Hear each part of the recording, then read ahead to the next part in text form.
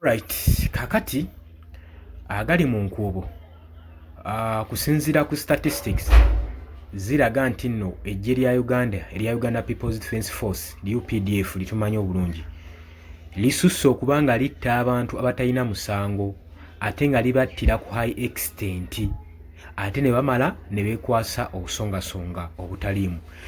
Tetumanyi lwaki ennaku zino beegundidde omuze ogw'okutta abantu bannansi mu ngeri ey'ekyeyononero naddala mu bino ebiseera nga kaluka 2026 kasembedde. Ngenda kubanga ndikuteerako bwekyoba omanyi oli ku Yugi Updates TV kosinzira okuba nga otuwuliriza wabula gwe atannatweyungako nja kusaba kkirira wansi waliwo ekigambo subscribe obeere ng'otweyungako. Abali mu diaspora emitala w'amayanja mbalamusizzaako nnyo mwebale nammwe kwekuumira ku Yugi Updates TV. Kakati ne wenjogerera aba UPDF bejjusa bali mu kuregulatinga ku lw'okutta ba civilians babiri mu kitugumu. Okusinziira ku mawulire agafuluma mu nsonda, jjukira enfunda eziwerako tuzze tubawa information eraga nga buli luvannyuma lwa mwezi nga gumu aba UPDF babaako civilian gwe batta, ate ne balaga nti nno tewali follow up egenda kukolebwa, ne baba bakoze follow up tewaba updates ziraga kunnyonnyola okuggyako okwekwasa gye buvuddeko emabega. Twalaba mu Jinja district omusajja omutuuze we yakubibwa amasasi n'afiirawo nga kigambibwa mbu kyateeberezebwa mbu yali afaananyemu ba suspect abaatolose mu custody za poliisi. Kugamba ebintu ebifaanaganako bwe bityo.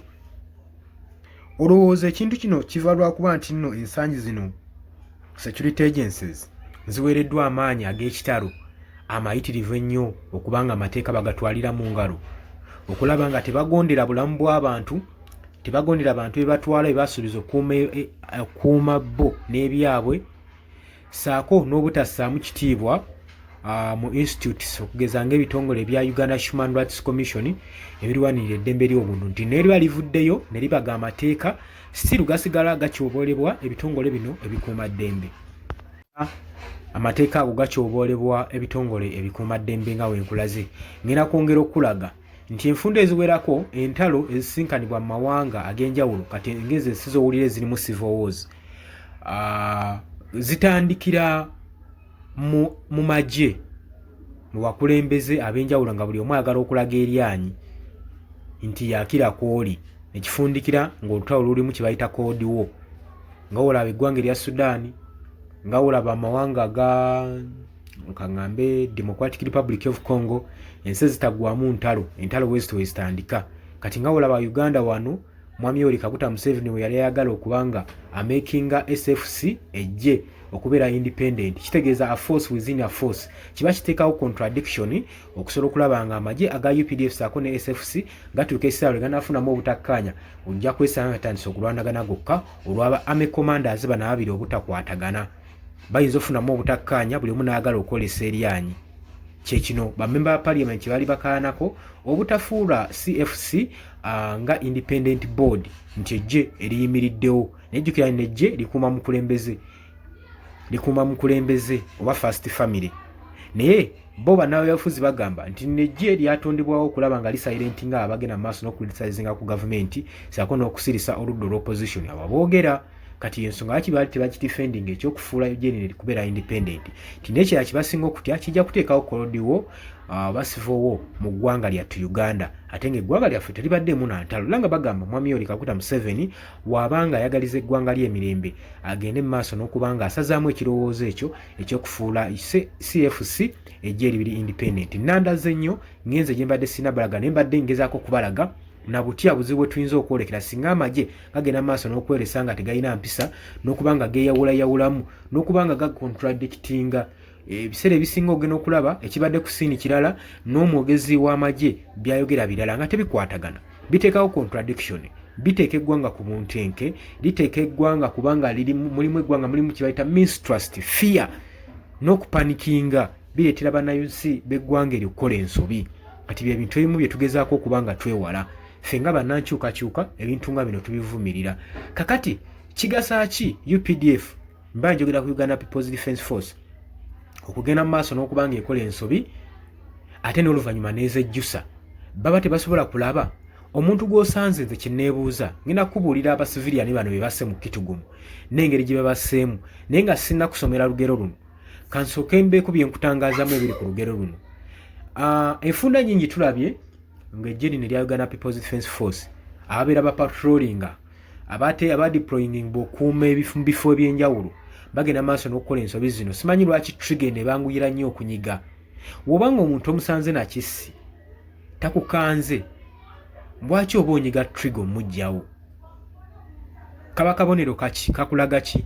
Kakulaga nti nno incident eyo eguddewo ebadde yina ensonga, there is a certain issue behind it, nti waliyo ensonga ey'amaanyi eri emabega waekyo ng'era abo babadde badeservinga kufa ku lwabwe okubeerako ne be babikkiriza.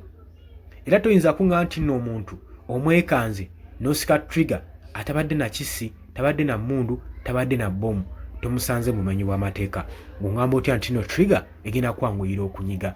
Waliwo ebibuuzo ebyebuuzibwa bingi nnyo naye nga ansa ntono, era mu biseera ebisinga ne most cases ogenda okulaba nga babeera bakoze ekikolwa nga kino tebabeerako na bitongole bikola mu kunoonyereza babanoonyerezeeko lwaki.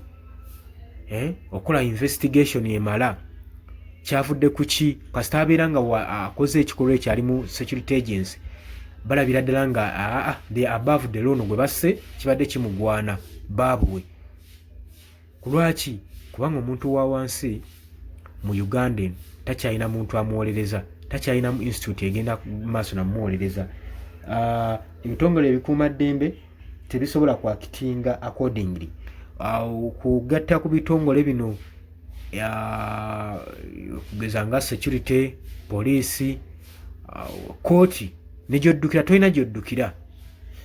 Oba okitegeera ekintu ekyo ne twesanga nga tuli mu kattu nga Munnayuganda alekeddwa ng'ali mu corridors of confusion yeebuuza kyabazzaako ne kyabakola nga takiraba. Naye ebikola ng'ebyo bitugezaako okuba nga tuvumirira ne system y'eggwanga yattu Uganda esobole okuba nga ekyuka singa munaalonda omukulembeze omulungi gwe mulaba. Kakati lwaki aba UPDF bagenda maaso n'okwejjusa ku kikolwa kye baakoze ekyokutta abasiviliani 2 mu disitulikiti y'Ekitugumu? Naye ebyo njagadde okuyisaayo nga njagala kulaga nti si gwe gusoose. Omwogezi eno nga bulijjo Felix Kulayigye ye spokesperson wa Uganda People's Defence Force. Wabula Uganda People's Defence Force UPDF imaze okuba ng'ekonfaminga wamu n'eggye erya UPDF bamaze okukonfaminga okuttibwa kuno kushuutinga amasasi bamaze okukonfaminga nti gashuutingiddwa. Era kigambibwa nti 2 kikakasiddwa nti be bafiiriddewo mu Kitugumu district ekiro ekyakeeseza ng'ennaku z'omwezi 28 mu August 2025. Okusinziira ku incident eno yabaddewo ku ssaawa 5 ez'ekiro.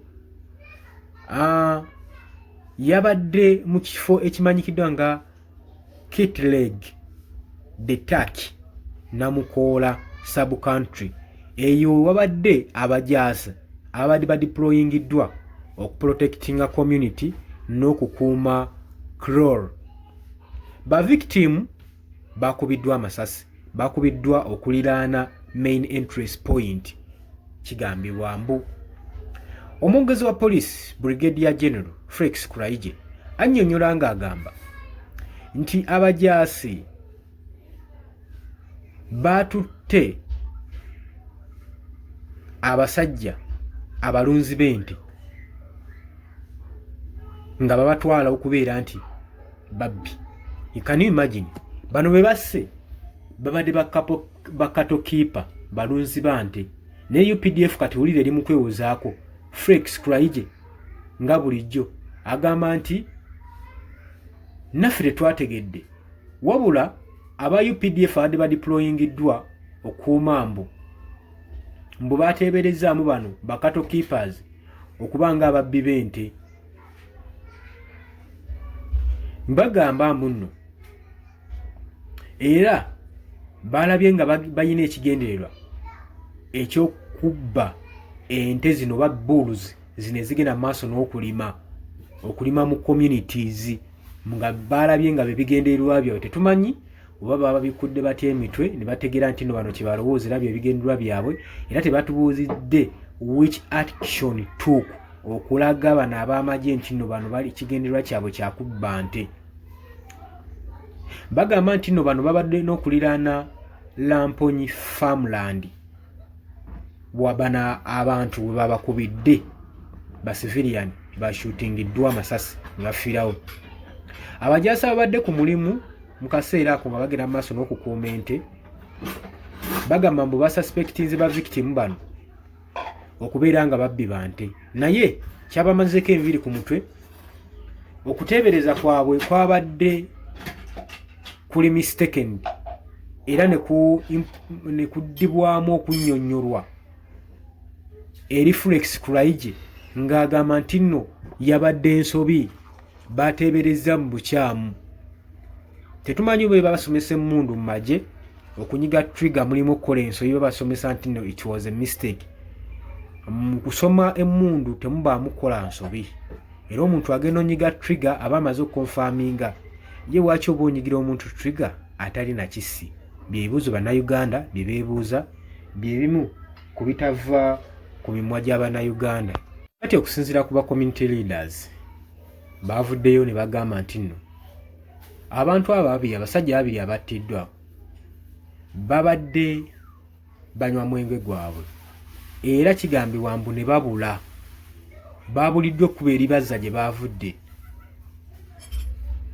era mbu ne babadde batambulira during curfew hours. Jjukira baateekayo curfew yakyaliyo ezo essaawa ziri restricted tebakkiriza bantu kutambulayo mu kwitugumu. Kati bagamba nti bano bamaze okunywa ng'omuntu anywedde kubo ne libabula beekanga nga bali mu kkubo okuliraana ku faamu y'omugagga egyo babakubidde amasasi ne bafiirawo. Naye omwogezi wa poliisi w'ekitongole ekya Uganda People's Defence Force Flex Kulaije agenda maaso n'okugamba bannange twakizudde oluvannyuma nti yabadde ensobi eyakoleddwa nga bali bamaze okufa. Jjukira bamaze okubakuba amasasi tebakyasobola kudda ngulu. Kati bali mu kwetonda olw'ekikolwa era bali mu kwejjusa olw'ekikolwa ekikyamu kye baakoze okutta oba okutwala obulamu bw'abantu.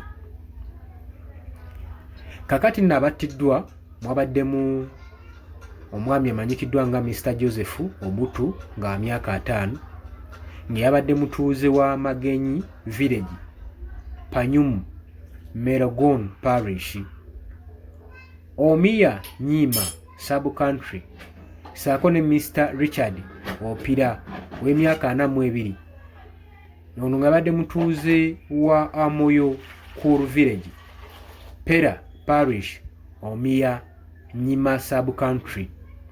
Bino byonna biri mu Kitgum District. Major General Kenneth Katungi Commander owa 5th Infantry Division yabadde amaze okubanga atuuka mu family z'abano okubayambako okutegateeka amaziika era babasaasire nnyo okubanga basa abantu baabwe era n'atwalayo ne condolences ku ebyo ebyabaddewo. Major General Katungi ali close contact ne family okubanga agamba ye agenda kubasupportinga ne convoy saako ne condolences okugenda mu maaso n'okujja n'aba UPDF okusobola okulaba nga basaasira family z'abano be battidde. Tetumanyi oba bagenda bakompensatinga oba bagenda kubanga balabirira family zaabo bwe basse, ekyo tunawulirako nga bakyogera, naye okusinziira ku bigenda mu maaso abajaasi bagamba bakoleddere ddala ekintu ekikyamu ennyo era ekikolwa kye bakoze kitiisizza abantu b'omu Kitgum nga bagamba singa tebwabeerewo kwekkaanya nnyo n'amateeka gagobererwa babyakwerinda bano abantu bajja kufundika nga family zaabwe zigenda mu maaso n'okuttibwa. Abantu abatambula ekiro jjukira abantu balina stress etuuka ekiseera wakana emukuba naga akantambulemu ngende mala okurefreshinga obwongo ate eyo gye basangibwa ne bagenda mu maaso ne bakola ki ne battibwa. Era abatuuze bagamba ebitongole ebikuumaddembe bigende mu maaso n'okubanga kwegamba birongoosa omulimu gwabyo ogw'okubanga balina protecting abantu batuuze so si kubatta. Ekyo bakibategeeze era kibeere emitwe gyabwe. UPDF emaze okuba nga ye commitmentinga okusafeguardinga obulamu n'abantu n'ebintu byabwe bannayuganda bonna, era bagamba nti nno we deeply regret the circumstance that led to the unfortunate loss of life. Kalungi bw'atyo bw'agamba atwala okwetonda eri amagye ti babasonyiwe ku ebyo ebyaguddewo ebyakoleddwa abajaasi ba UPDF ebyagenze ne bitwaliramu obulamu bw'abo abantu, era bagaba bejjusa nnyo olw'ekikolwa kye baakoze, era omulundi ogwo bajja kubeera nga beegendereza nti si aba UPDF kye basaanidde okukola, kubanga bo beewaayo era beeyama okukuuma omuntu gwowansi n'ebintu bye n'abantu ba bulijjo ku buli munnayuganda yenna. Kati era ekikolwa ekyakoleddwa bakivumirira, era bagamba yabadde ensobi y'amaanyi. Era bagenze mu maaso n'okuwa appeal eri public ocooperatinga ne security agencies okurespectinga local bylaws ezateebebwawo kuzanga essaawa za kafyu, obutazitambulamu, regulations zonna ezateekebwawo, okwavoidinga accidents, bo bagiyisa accident ng'eno eyabaddewo ey'okuttiramu abatuuze ababiri mu disitulikiti ya Kitgum.